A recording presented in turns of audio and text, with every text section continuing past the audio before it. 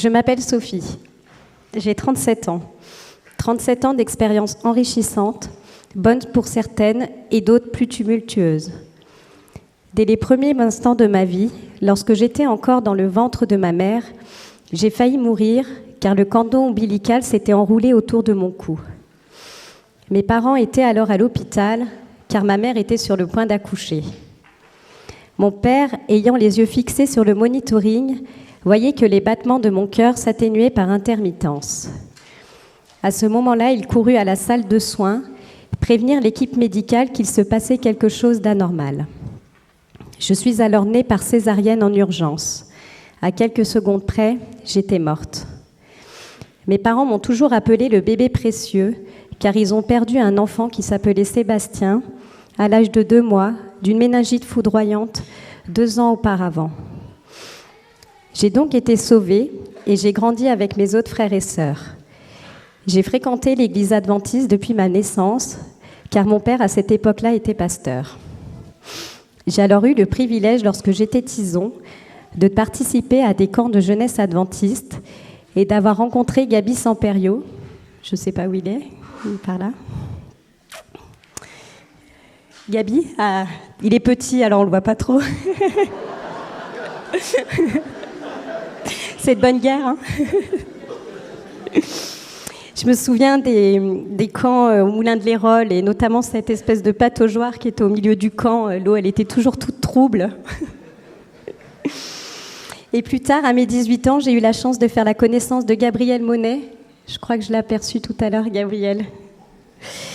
Gabriel et de sa femme Stéphanie, avec qui j'ai participé à 2 camps humanitaires, l'un à Madagascar et l'autre en Roumanie. Nous étions une quinzaine de jeunes à réhabiliter un centre de soins à Mada, et l'autre camp à apporter du matériel et à partager des moments de joie et d'amour dans un orphelinat en Roumanie. Ces 2 expériences humanitaires ont renforcé mon envie d'exercer un métier où j'aide mon prochain et m'ont donné goût également au voyage que j'ai pu effectuer par la suite.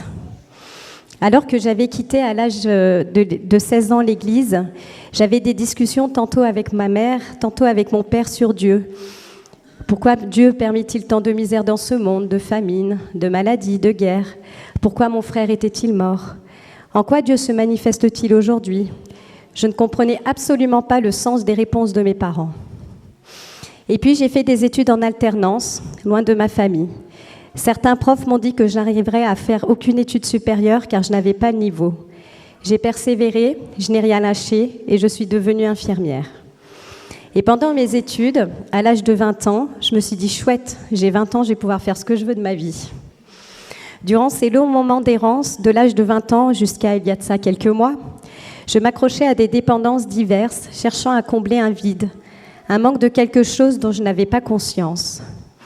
J'ai traversé plusieurs échecs. Je faisais toujours le lien avec mes blessures construites durant mon enfance. Je mettais toujours la faute sur mes parents, à ce qui m'avaient fait subir. Et puis, à l'âge de 30 ans, je me suis dit que je n'allais plus m'engluer dans ces souffrances toute ma vie.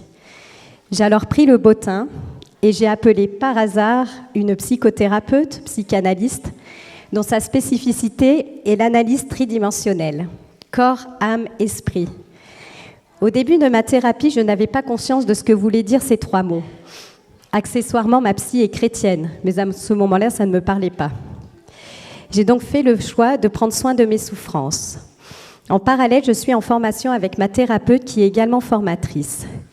Je me dis pourquoi pas un jour moi-même devenir thérapeute, mais ça j'ai envie de dire, Dieu seul le sait. Et puis dans ces cours, il y a par moments des versets bibliques, ayant un lien avec la psyché, les pensées, les émotions, le souffle de vie. Un jour que je relisais un verset écrit dans son cours, je me disais, tiens, pourquoi pas lire le chapitre en entier? Je me dirigeais alors à ma bibliothèque, car je me souvenais que ma mère m'avait fait faire une Bible en 2001. Je ne l'avais jamais réouverte depuis. Et 18 ans après, je l'ouvre par hasard, et là je tombe sur Galates 5, 22, qui dit « Ce que le fruit de l'esprit produit, c'est l'amour, la joie, la paix, la patience, la bienveillance, la bonté, la fidélité, la douceur et la maîtrise de soi. » Je me suis dit, c'était ça que je voulais vivre aujourd'hui dans ma vie. Et à partir de cet instant précis, j'ai senti la présence du Saint-Esprit en moi par un nouveau souffle de vie. J'en ai parlé à ma mère qui, bien sûr, s'est réjouie pour moi. Toutes ces années de prière pour que je rencontre Dieu dans ma vie se sont exaucées. Et puis, je lui ai demandé si elle connaissait un pasteur cool. Pas trop ringard, plutôt ouvert d'esprit, pour que je puisse suivre des études bibliques. J'avais vachement de peur et des a priori, car ça faisait plus de 20 ans que je n'avais pas côtoyé de pasteur, ni remis les pieds dans une église. C'est alors que j'ai été accueillie à bras grands ouverts chez Léo et sa femme Karen. De fil en aiguille, ou plutôt d'études bibliques en études bibliques, j'ai dit à Léo que j'étais prête à me faire baptiser, car je n'avais aucun doute de l'alliance que je voulais faire dès ce moment-là avec Dieu. Ma vie a alors radicalement changé. Je sentais une nouvelle directive à ma conscience. Ce que je voulais dire à travers mon témoignage, c'est parce que j'ai reconnu mes faiblesses et mes souffrances que j'ai ouvert mon cœur à Dieu et que nous nous sommes rencontrés. J'ai compris dans mon histoire de vie que j'ai eu ma part à faire dans tout ça. Ma part d'avoir eu le courage de demander de l'aide à un thérapeute. Le Seigneur a fait le reste en me mettant sur mon chemin une thérapeute chrétienne. Ma part d'accepter que Dieu intervienne dans ma vie. J'ai alors pris conscience qu'il me comble d'un amour inconditionnel que je ne trouverai jamais ailleurs. Par miracle, du jour au lendemain, je n'avais plus de dépendance nocive, mais une dépendance à lui. Dès lors, je vis dans la joie. Aujourd'hui, grâce à Dieu, grâce à Jésus-Christ, mort pour moi sur la croix, et grâce à son Saint-Esprit, mes fragilités et mes souffrances imprimées en moi depuis mon enfance deviennent une force, un talent. Je dirais même un don que Dieu m'a offert, car grâce à celle-ci, j'ai pu développer une sensibilité à aider mon prochain. Je voulais illustrer cette analyse par un texte dans Romains 8, 26 à 29, qui se résumerait ainsi. « J'ai été façonné par les expériences de la vie, souvent indépendamment de ma volonté. Le Seigneur a permis ces situations pour me former. Et puis, je remercie Dieu d'avoir été patient avec moi et de m'avoir attendu tout ce temps. Car comme il est écrit dans le psaume 56, 8, « Tu comptes les pas de ma vie errante, recueille mes larmes. Ne sont-elles pas inscrites dans ton livre ?» Le pauvre, j'ai dû l'épuiser avec tous mes pas. Dieu a toujours été à mes côtés, dès les premiers instants de ma vie, et j'en le remercie infiniment. Il restera à mes côtés, et je resterai à ses côtés pour l'éternité.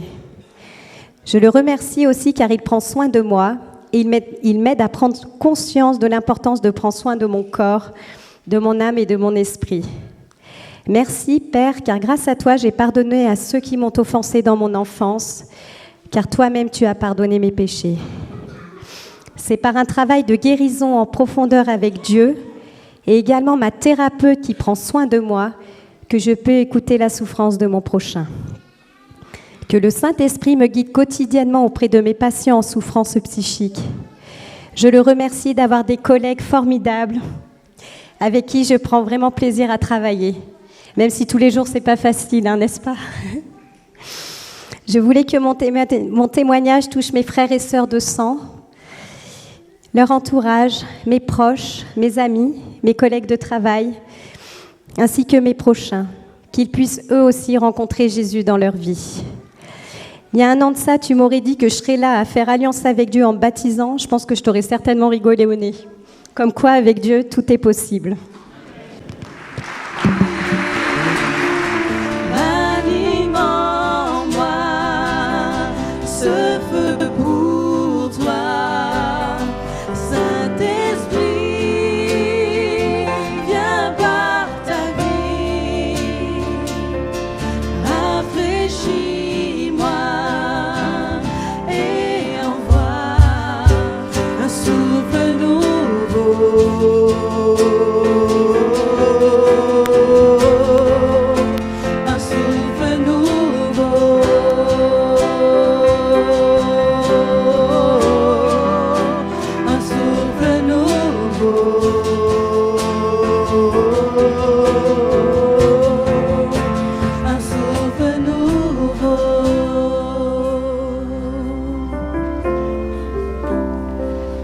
Comme Sophie l'a raconté dans son témoignage, il est débarqué chez moi, je lui ai dit bonjour et je lui ai passé des mouchoirs.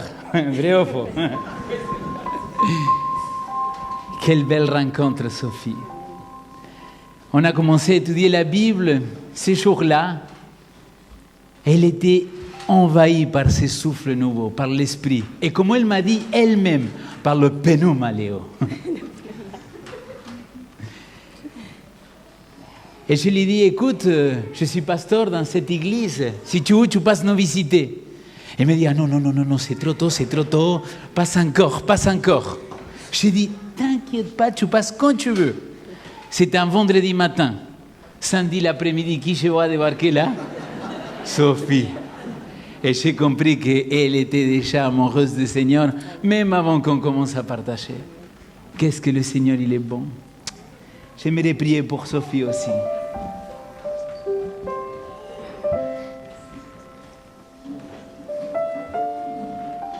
Seigneur, tu connais mieux que personne Sophie. Tu sais pour tout ce qu'il a traversé, ce qu'elle a pu souffrir, ses blessures. Mais elle a témoigné comment toi tu l'as guérie. Elle a témoigné comment toi tu es venu la chercher.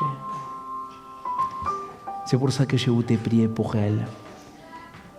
Parce qu'elle a choisi de se faire baptiser et de donner sa vie à toi. Je vous la baptiser au nom du Père, du Fils Jésus-Christ et du Saint-Esprit. Amen.